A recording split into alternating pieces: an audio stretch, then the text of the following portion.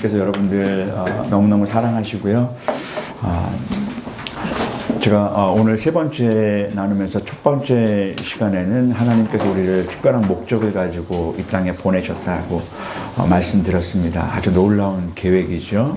그리고 우리 남부 유럽과 중부 유럽과 또 북부 유럽이 복음화되고 또 북미 땅으로 가서 아시아의 작은 가난한 나라였던 여러분 지금 특별히 여기 우리 젊은 분들은 너무너무 행복한 시대예요. 제가 어렸을 때는 일본이라는 나라를 굉장히 잘 사는 나라 이렇게 생각하고, 또 일본에 여행 가시면 어머니들이 밥솥 사갖고 오셨거든요. 지금 일본 여행 가서 밥솥 사갖고 오시는 분 한 사람도 없어요.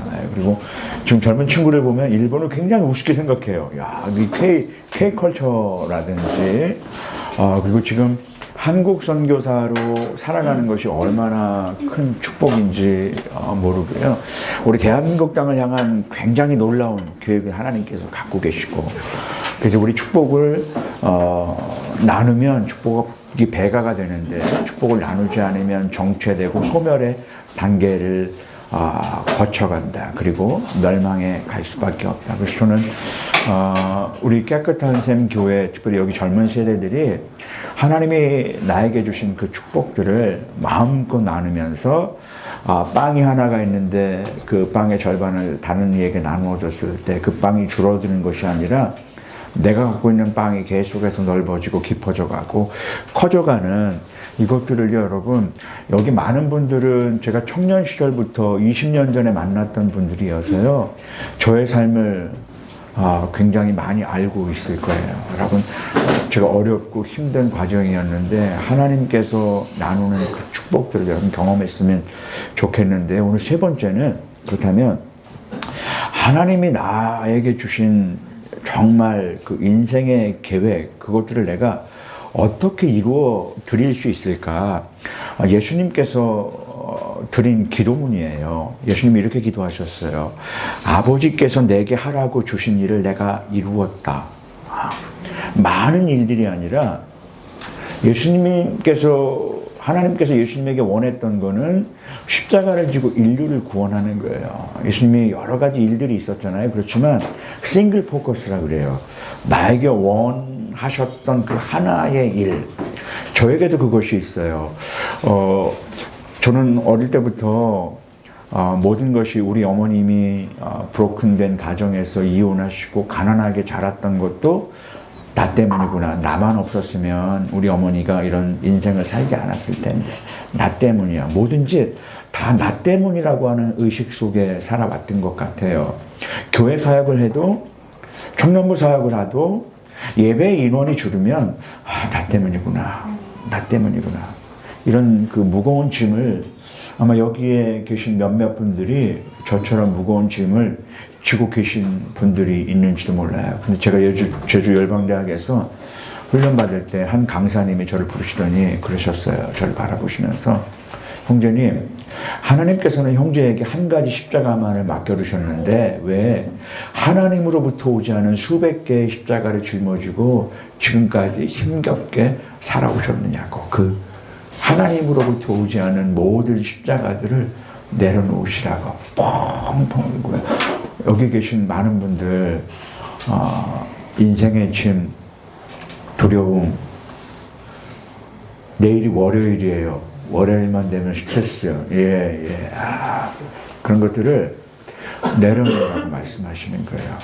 하나님께서 나에게 허락하신 그 십자가. 그래서 이 높은 산을 올라가야 되는데 어떤 분들은 이 산을 한번 올라가고 저 산을 올라가 보고 아니다 싶으면 계곡으로도 내려가 보고, 그것이 아니라 주님이 나에게 원하시는 그 최고봉, 그 최고봉을 어떻게 올라갈 수 있을까? 그렇다면 남은 과업이 뭘까요? 제가 선교학적으로 설명을 드리면 여러분들은 이 선교학에 대한 지식, 요것들을 좀 들으면서 이렇게 연동하시면서 들으시면 돼요. 내 인생에 남은 과업이 과연 뭘까? 내 인생에. 우리 깨끗한 샘 교회에 남은 과업이 과연 뭘까? 자, 보세요. AD 100년이 됐을 때, AD 100년에는요, 한 사람의 크리스찬이 380명에게 복음을 전하면 세계복음화가 이루어졌어요. 근데 AD 1000년이 됐을 때는 한 사람이 270명에게 복음을 전하면 세계복음화가 가능했고, 1500년이 됐을 때는 85명에게, 그리고 1950년이 되었을 때는 31명에게 복음을 전하면 세계복음화가 가능했었습니다. 그리고 1980년이 됐을 때 한 사람이 16명에게 복음을 전하면 세계복음화가 가능했어요. 그리고 2000년 이후에 들어가면서 한 사람이 9명에게 복음을 전하면 가능했어요. 이것이 선교학자들이 이야기하는 건데, 하나님이 세계복음화, 땅끝까지 복음이 전해져야지 주님이 다시 오시는데, 그것들이 먼 목표가 아니라 그 일에 동원된 많은 사람들이 있었어요. 믿음의 개척자라고 하죠. 어려움이 왔을 때 그 어려움 앞에서 좌절하는 것이 아니라 그 어려움을 뚫고 일어났던 그런 사람들. 여기 있는 우리 청년 세대가 우리 믿음의 개척자들이 됐으면 좋겠어요. 어려움 앞에서 좌절하지 않고 새로운 곳을 향해서 축복을 나누어 주기 위해서 발걸음을 옮겼던 사람들. 이 9명에게 복음을 전하면 세계 복음화가 가능했다.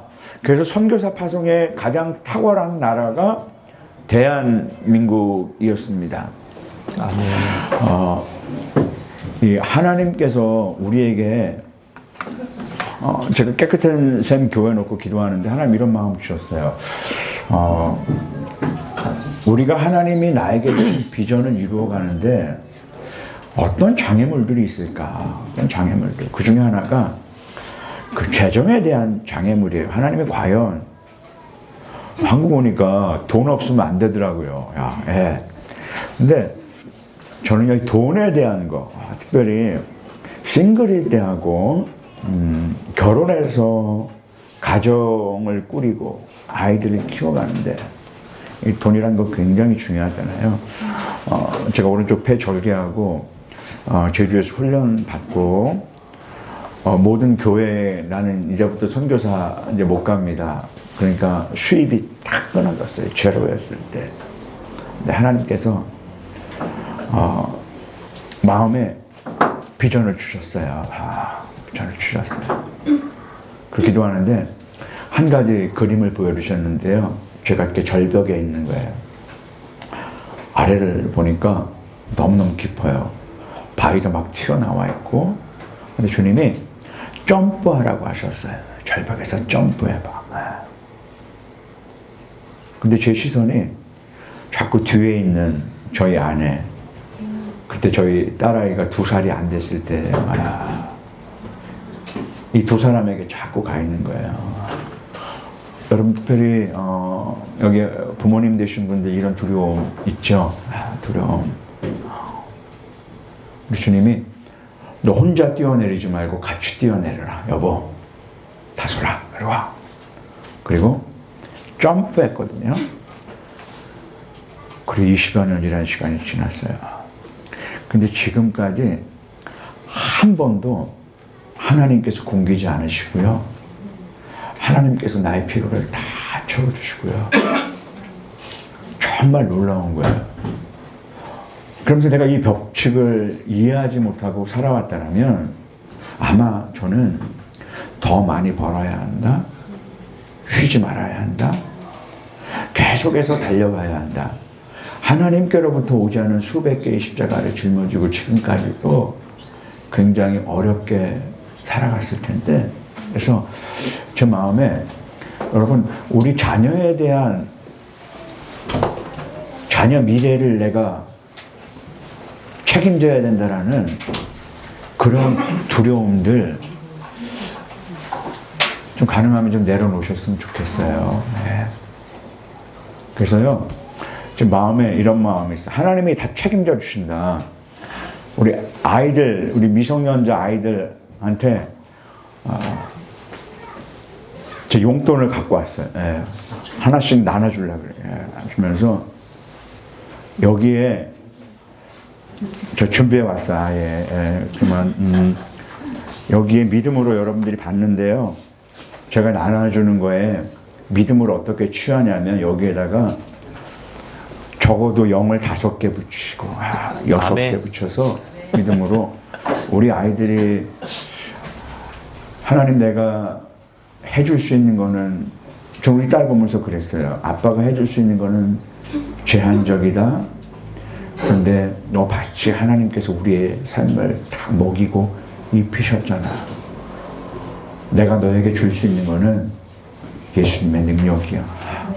그분께 기도하고 그 길을 걸어갔으면 좋겠어. 가나안 나라에서 아이를 키워왔는데 저희가 초등학교 때부터 쭉 아이가 학비를 내고 그랬잖아요. 그러면 참 놀랍게도 아이에게 필요한 거는 하나님이 정확하게 채워주셨어요. 두려워하지 마세요. 내가 그냥 주님 앞에 서 있으면 자, 예수님께서 이 십자가라고 하는 그 정말 하나님께서 맡겨주신 그 목적을 이룰 때 아마도 예수님의 삶에 가장 영향력을 미친 사람 가운데 한 사람이 예수님의 아버지 요셉일 겁니다. 저는 아이 키우면서요, 아이 안에 내가 들어있어서 참 기쁠 때도 있지만 슬플 때도 있어요. 나의 좋지 않은 모습이 이거만큼은 얘가 닮지 않았으면 좋겠는데. 제가 제주에서 훈련받고 막 그럴 때 고민하면서 있을 때요, 저희 아이가 뒷짐을 지고 걸어 다니는 거예요. 2살 아이가. 아빠가 뒷짐을 짓고 다니는 모습을 보면서 그게 들어있잖아요. 그게 들어있어. 그러니까 예수님도 그 유년기 또 청소년기를 거치고 성인이 되셨겠죠. 그때 예수님에게 제일 영향을 미쳤던 분이 아버지 요셉입니다. 어느 날 요셉에게도 미션이 있었어요. 그 뭐냐면 아내 마리아 데려오기를 무서워하지 말라. 그에게 잉태된 자는 성령으로 잉태된 것이다. 놀라운 하나님의 음성을 듣습니다. 그래서 그 요셉의 미션은 뭐냐면 많은 일들이 있었지만 예수님을 낳게 하는 거고 예수님을 십자가를 지게 하는 것, 이것이 요셉의 미션이었어요. 그래서 요셉이 잠에서 깨어서 일어나 주의 사자의 분부대로 행했다. 그 미션을 이루기 위해서 행했어요. 단순하게 감정적으로만 그런 것이 아니라 헤롯이 그를 죽이려고 하니까 아기와 그를 데리고 애굽으로 떠나가 헤롯이 죽기까지 거기에 있었다. 그 꿈을 이루기 위해서 한 번의 결정만이 아니라 그 꿈을 이루기 위해서 행동으로 옮기면서 그것도 한 달, 2달이 아니라 아주 오랫동안 그 자기에게 주어진 그 목적에 집중하면서 이런 삶을 살았습니다. 이 그림이 그 루브르 박물관에 있는 그림인데요. 조지 드라투라고 하는 분의 그림이에요. 목수 요셉이라고 하는 그림인데, 지금 중년의 목수 요셉이 나무에 못을 박고 있는 겁니다. 그가 살아온 이마에 주름이 있고요. 그런데 이 목수 요셉의 눈은 이 나무에 뚫어야 할 나무에 그 구멍을 뚫는 그것을 집중하고 있어요. 그리고 목수 요셉 앞에 한 소녀인이 있는데 이것은 바로 예수님이세요. 예수님이기 때문에 얼굴이 환하게 빛이 나고 있습니다. 그런데 이 작가가 이야기하는 건 뭐냐면 지금 아버지 목수 요셉이 나무에 구멍을 뚫고 있는데 그 아버지 요셉이 만들고 있는 나무가 예수님이 질 십자가예요. 많은 갈등이 있지만 이 조지 드라투라고 하는 분은 이 그림을 표현하면서 목수 요셉, 아버지 요셉이 수많은 생각과 고민과 번민과 해야 할 일이 많이 있었지만 그 꿈을 이루기 위해서 나무에 못을 받고 있어요. 그것을 지켜본 예수님께서 결국은 그 십자가를 지게 된 거죠. 아까도 말씀드렸지만 절벽에서 뛰어내려야 한다. 아무것도 없었는데 하나님께서 지금까지 저의 가정을 선교사, 여러분 미래에 대한 두려움들이 있습니다. 관계에 대한 두려움, 실패에 대한 두려움, 돈에 대한 두려움도 굉장히 커요. 제가 수술하고 회복의 시간들을 갖기 위해서 제가 DTS를 하게 된 게 아프리카에 있을 때 한 링 마셀이라고 하는 30대 후반의 그 흑인 형제가 있었어요. 근데 이 형제가 하루는 저한테 오더니 선교사님, 제가 성경 공부를 하러 갔다 오겠다고 6개월 동안 갔다 와야 된대요. 성경 공부가 이렇게 길구나. 근데 이 형제를 보냈는데 그 다음날 자꾸 이 형제 생각이 났어요. 그래서 그 다음날 그 형제를 불러서 제가 갖고 있었던 미국 달러 500불을 헌금해 줬어요. 그리고 그분을 위해서 기도해 주고, 근데 6개월 있다 돌아왔는데 굉장히 자존감이 높아지고 환경은 달라진 게 없었어요. 그런데 기쁘고, 야, 6개월 사이에 굉장한 변화가 있었구나. 그러면서 수술하고 저에게 깊은 상실감이 왔을 때 이 형제 생각이 나면서, 이 형제가 했던 그 프로그램을 나도 좀 해야 되겠다 해서 제주에 이제 원서를 내고 내가 가야겠습니다 했더니 학비가 굉장히 비싼 거예요. 학비가 너무 비쌌어요. 그래서 추천서를 3통을 받아야 되는데 여러분들에게 이제 추천서를 받고 육군 대령으로 계셨던 분이 계세요. 저희 군인교회, 제가 연대군정병이었기 때문에 군인교회에 출석하는 집사님인데 연대장님이셨어요. 근데 그분이 다른 데 가셔서 이제 또 아마 대전 쪽에서 근무를 하셨던 것 같아요. 그분한테 추천서를 좀 하나 써달라고. 그랬더니 그때 그분이 장호원 쪽에 부대에 있었는데 선교사님, 우리 장호원으로 내려오시라고 이제 밥을 사주시면서 추천서를 이렇게 좀 내밀었더니요.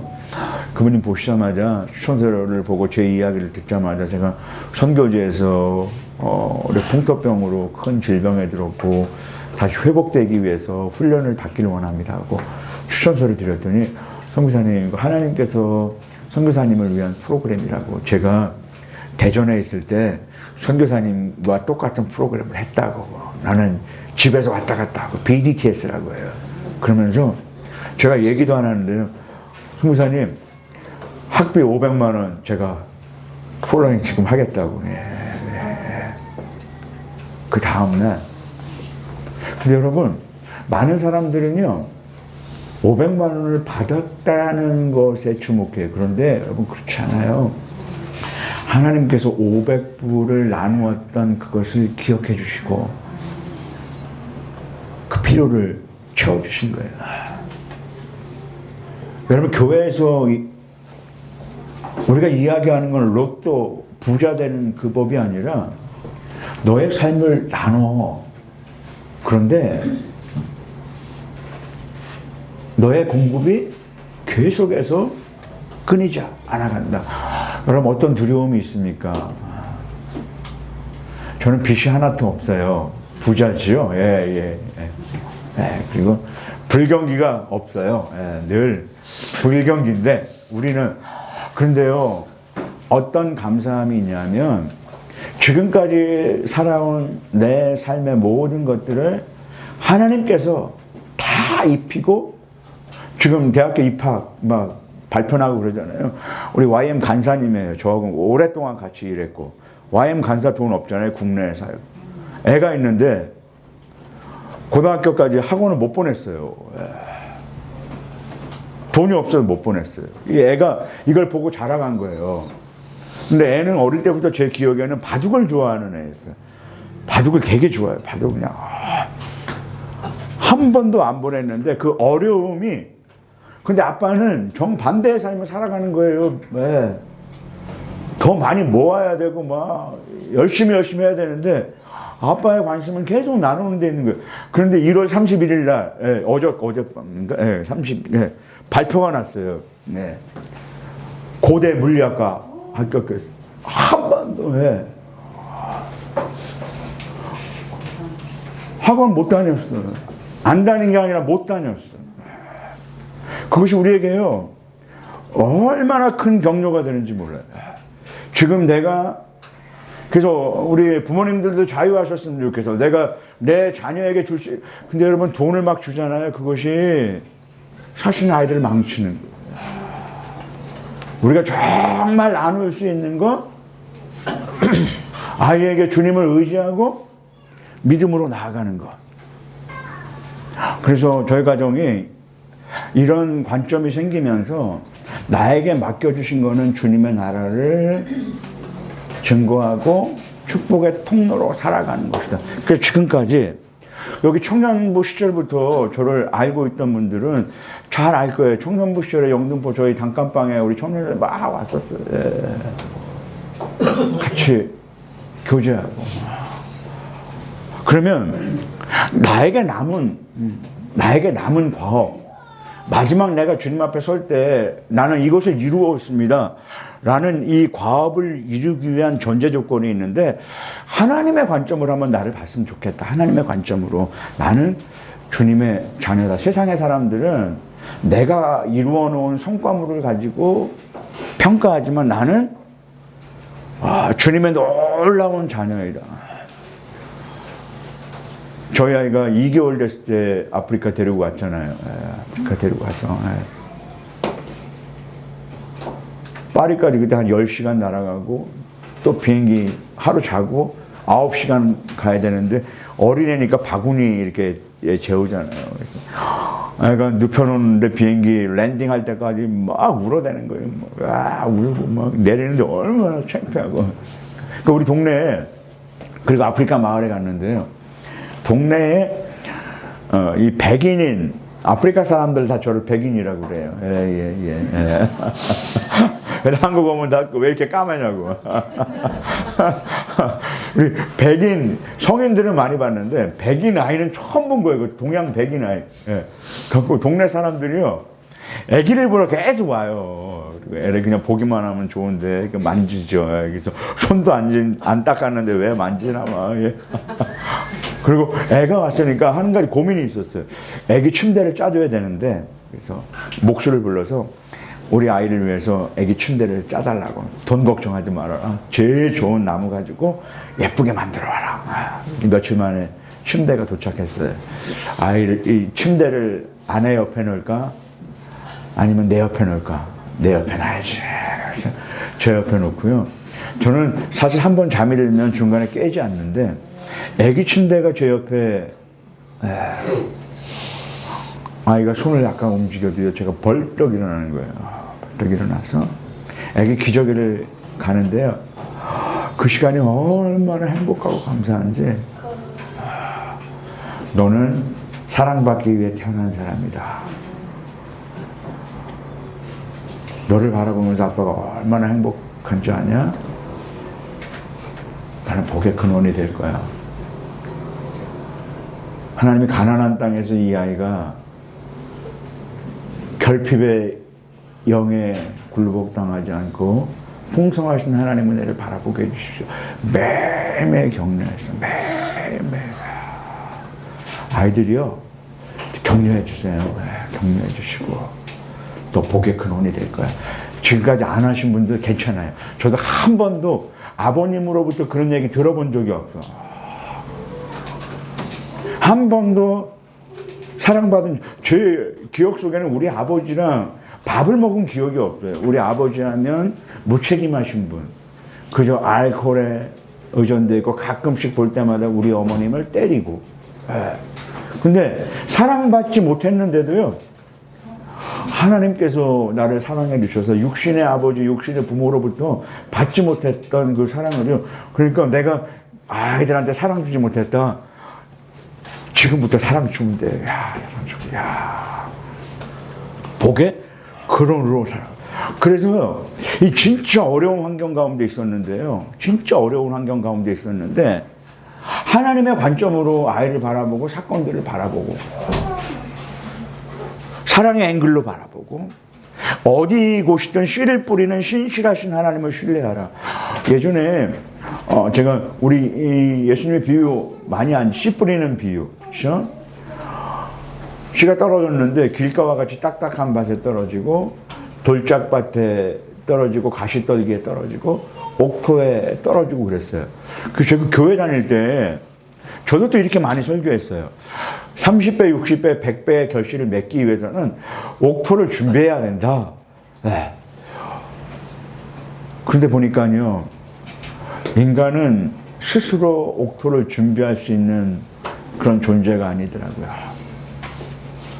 그래서 이 말씀을 쭉 묵상해 가는데, 신실하신 하나님께서는 길가에도 씨를 뿌리신다. 와, 정말 놀라운 거예요. 나 같으면 될 만한 애들을 골라서 할 텐데, 길가와 같이 딱딱한 분, 가시떨기와 같이 딱딱한, 막 돌짝밭과 같이 그런 분들에게도 씨를 뿌리시는 언제나 신실하신 그 하나님을 바라보고, 그리고 지금까지 우리가 필요한 모든 하나님이 나에게 주신 꿈을 이루어갈 때 일부 영역만 아니라 모든 영역, 어떤 분들은 하나님 돈 문제만큼은 개입하지 마세요. 예. 자녀 교육만큼은 개입하지 마세요. 여러분, 이 한국 사회가 인정하는, 한국 사회가 원하는 인재상과 미국이나 이 웨스턴들이 원하는 인재상이 좀 달라요. 예. 특별히 미국의 대학 같은 데서의 원하는 인재상은 뭐냐면, 한국은 1000명의 신입생을 뽑으면 1등부터 1000등까지 쭉 해갖고 들어가잖아요. 근데 미국 사람들은 이런 사람을 제일 싫어해요. 미국 사람이 원하는 건 그거예요. 우리 대학교에 1학년이 1000명이 있는데 1등부터 1000등까지 있으면 학교의 색깔이 한 개밖에 안 난다. 그러면 학교가 다양성에서 떨어지고 발전이 되잖아요. 그래서 축구 잘하는 아이들, 음악 잘하는 아이들, 노래 잘하는 아이들, 글 잘 쓰는 아이들, 또 부자 애들만 모여도 너무 재미가 없는 거예요, 사회가. 가난한 애들, 백인들만 모여도 재미가 없는 거예요. 흑인 애들, 인디안 애들, 남미 애들, 동양 애들, 모든 애들 1000명이 있으면 1번부터 1000번까지 성적이 1부터 1000이 아니라, 그래서 공부만 제일 잘하는 애들은요, 하버드 갈 실력된 애들이 다 떨어지는 경우가 너무너무 많아요. 다 떨어져요. 그런 사람들은 보니까 공부 잘하는 애들은 널려있다. 공부는 부모의 재력을 통해서 할 수 있는 거야. 근데 한국 부모들은요, 그저 오로지 100% 다 떨어져요.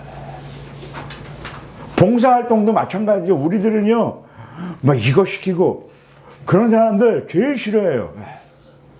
우리 딸아이 봉사활동 하는데 IT에서 할 수 있는 게 그거밖에 없었어요.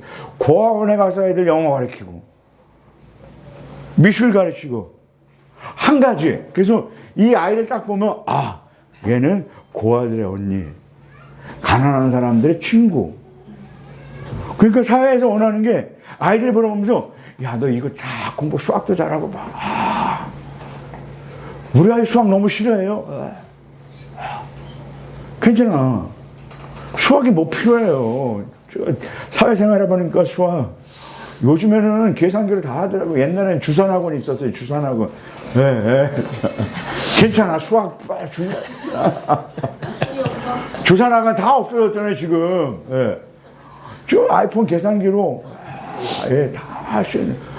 공부만 하는 아이들은요, 사회에 쓸모가 없어. 봤더니 공부 잘하는 애들은 넘쳐난다.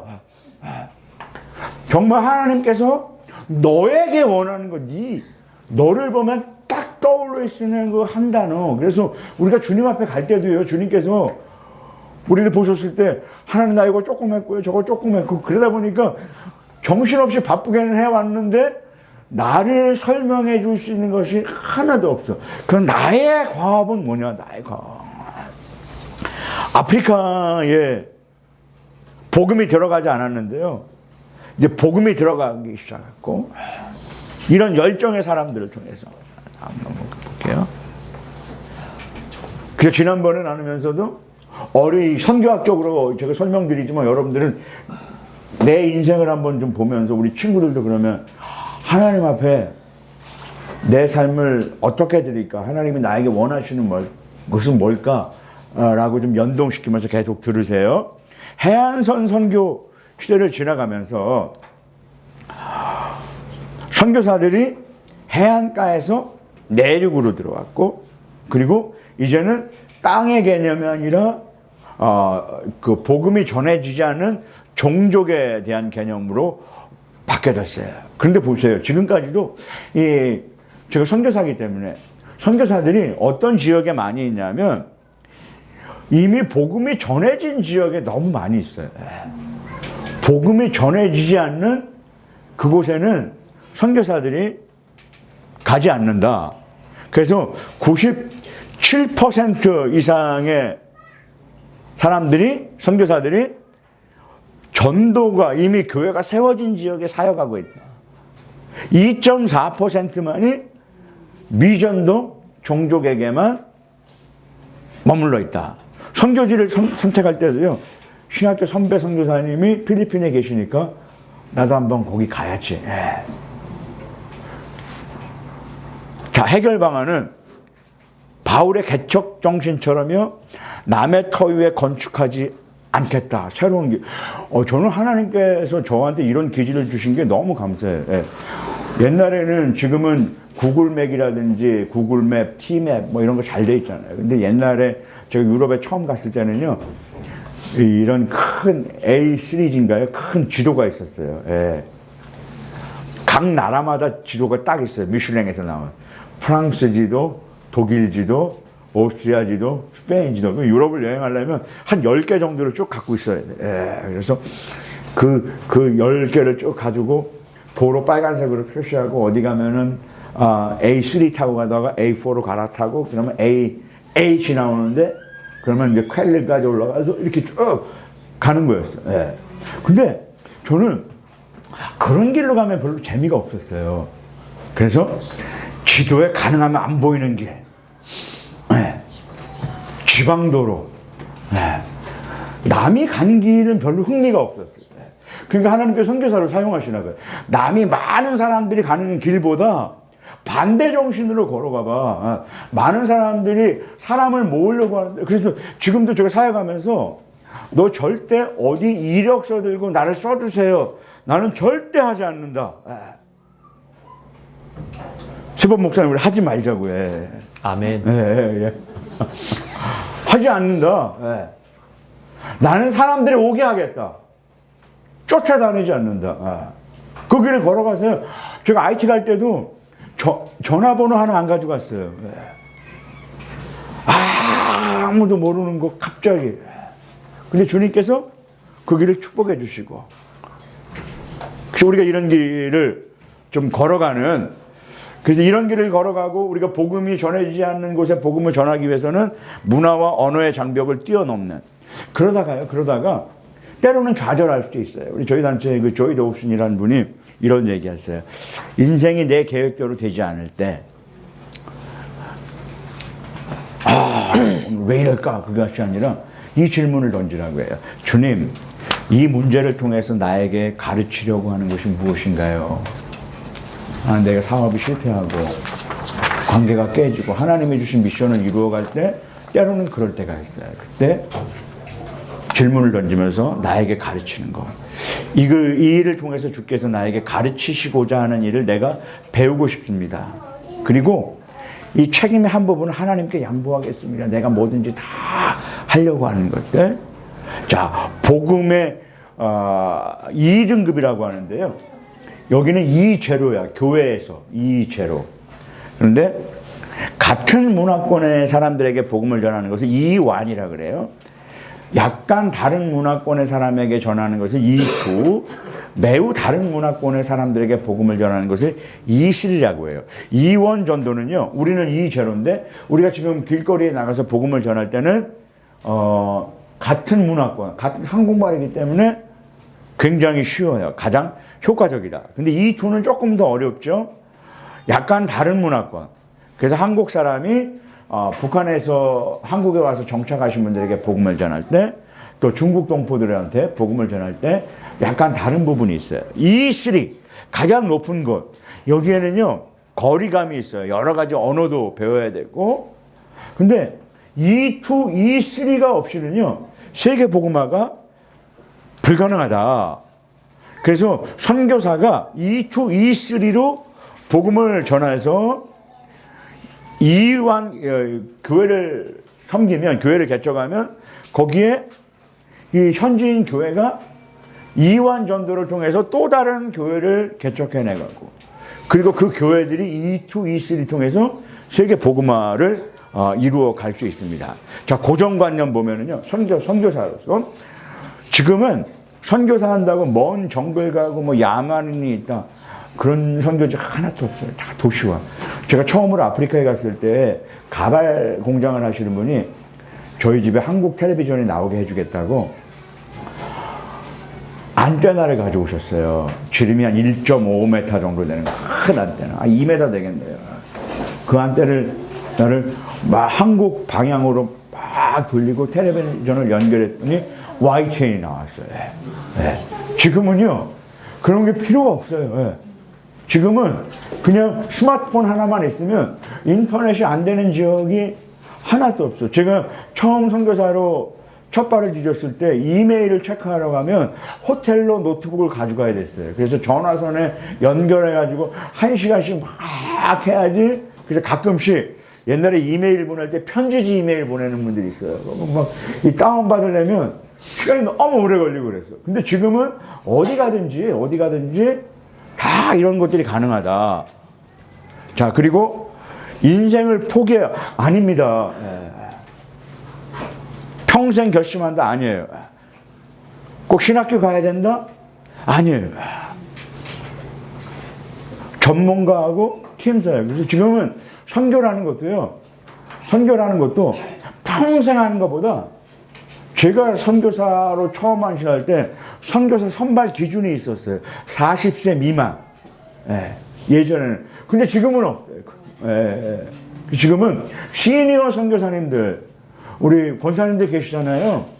인생의 마지막 1년에 한 6개월 정도 저 동남아 가서 아이들한테 복음 전하면서, 자식들도요 맨날 보면 싸우기만 해요.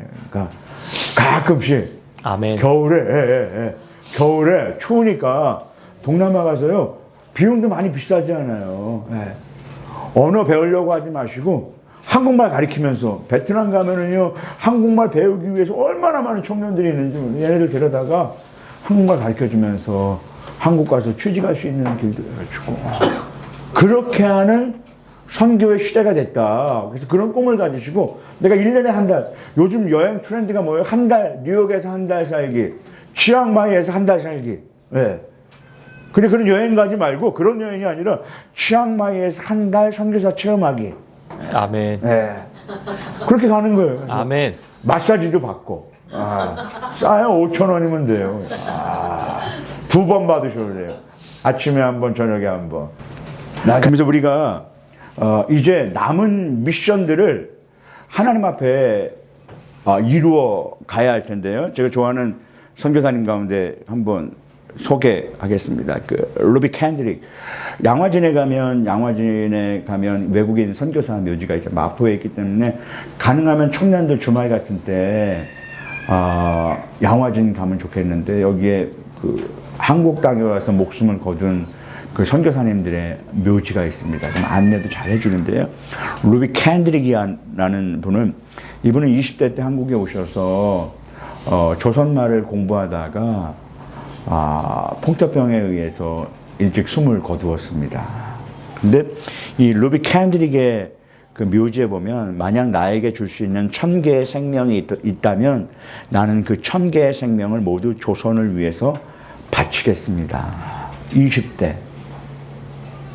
미국의 그 젊은 자매가 자기의 인생, 내가 이 조선 땅 사랑하는데 1000개의 생명을 다 조선을 위해서 바치겠습니다. 그러고 나서 루비 캔드릭이 편지를 보냈는데요. 저는 이 땅에 저의 심장을 묻겠습니다. 이것은 조선에 대한 제 열정이 아니라 하나님의 조선을 향한 열정이라는 것을 알게 됐습니다. 엄마, 아빠 사랑합니다. 루비 캔드릭이 죽은 이후에 루비 캔드릭의 소식을 들은 미국의 많은 젊은이들이 루비 캔드릭을 따라서 조선 땅에 선교사로 들어오게 됐습니다. 나에게 맡겨준 한 가지, 저희가요 좀 기도하고 싶은데, 그리고 세번 목사님하고 1월 22일 날 마지막으로 제가 한 번 더 와서, 그리고 저희들이 떠나려고 하는데, 그때는 우리 아이들한테 우리 남은 인생 제가 6원밖에 없었던 사람인데, 제가 저희 패스포트 갖고 올 거예요. 꽉 차서 자주 볼 거야. 우리가 어떻게, 하나님이, 여러분 한국 땅은 너무 작아요. 그러니까 한국 회사, 어린 친구들은 내가 굳이 한국 회사 가야 돼, 그 생각 좀 버렸으면 좋겠어. 눈을 열어서 유럽에도 취직하고 남미에도 취직하고, 저 동남아에 가서 우리 K기업 멋진 그런 꿈을 어떻게 이룰까 도전하고 나누는 시간 같고요. 그날은 하나님 감동 주셔서 제가 피자 쏠라 그래요. 딱 끝나고 나서 내가 낼 거예요. 그래서 피자집 가서 우리 같이 파티하고 그런 시간 갖고 싶은데요. 자, 한번 제가 질문 드려요. 우리 반주 좀 한번 해주시고요. 자, 이 질문 드리면서 우리 주님 앞에 답했으면 좋겠는데, 하나님께서 나에게 맡기신 과업이 뭘까? 10대 친구들, 20대 친구들, 30대, 40대, 그 중년 또 노년의 삶을 살아가시는 분들, 내가 주님 앞에 갈 때까지 무엇을 과연 이루어 드릴 수 있을까? 한번 생각해 보세요. 한 1분 정도. 나에게 어떤 꿈이 있는가? 그 우리 부모로서 우리 아이들을 요셉처럼 하나님이 원하시는 도구로 내가 만들어 가야 될 텐데, 내가 어떤 대가 지불을 할 수 있을까? 그 축복을 좀 기대하면서 우리 하나님 앞에, 주님, 이 꿈을 우리가 좀 이루어 드리겠습니다라고 우리 한음성으로 한번 기도하겠습니다. 사랑의 하나님 아버지, 감사합니다. 하나님,